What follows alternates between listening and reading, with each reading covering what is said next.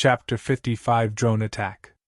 Graham, Bouncer and Farmer raced up the mountain to the ridge. Bouncer in four-wheeler mode raced ahead, sending Grass and Mud Rooster tails high into the air as his Noblet tires tore at the face of the mountain. "So what do you think they're up to, Graham?" asked Farmer. "In short, Farmer, no good," replied Graham as he chased after Bouncer. "But what can they achieve in all seriousness, Graham?" quizzed Farmer. "I'm worried that if they get their hands on any military tech, they will become more powerful than we can deal with.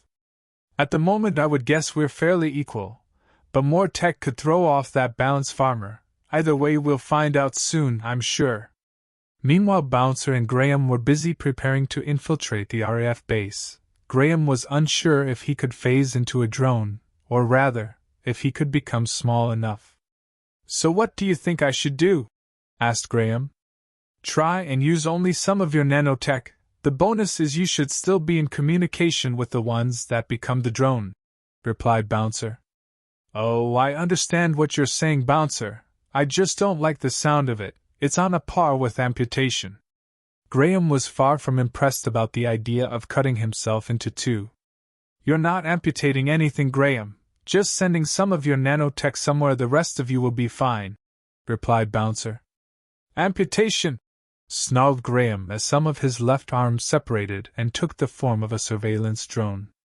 The newly formed drone hovered in the air before the two of them for a few seconds as the nanotech got used to the new way of working. Graham was acclimatizing too. "Wow! This actually feels alright. I can feel them as a distinct part of me." Graham was looking in the direction the drone was staring. "Right, I'm off, Bouncer."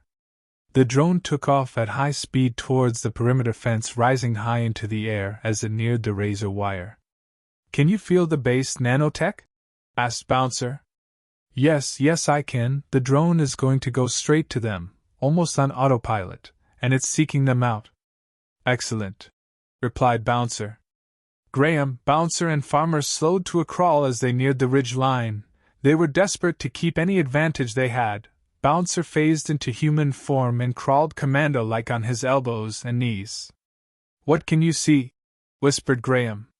Bouncer used his nanotech to filter out anything organic or mechanically inert. He was only interested in nanotech signatures. "I'm not sure, Graham. I can see 3 distinct nanotech signatures, 2 larger and 1 smaller, and it doesn't make sense." "One smaller signature?" questioned Graham. "What on earth could that be?" "Could there be more than just the 2 of them?" replied Graham. "I don't think so. It's clumped together outside the base. Hang on, the small cloud is breaking off. I think it's a drone. It's gaining height and moving towards the base." Graham's drone flew fast toward the RAF base nanotech, like a homing missile focused on its target. Within a few seconds it was over the building where the nanotech was stored. Graham couldn't make out any detail. Sensing his frustration, his nanotech dynamically reformed into different sensors, enabling Graham to see that the nanotech was being held in some form of containment device. As soon as he knew, Bouncer felt it too. "They're being held prisoner, Graham. I think we should liberate them, don't you?"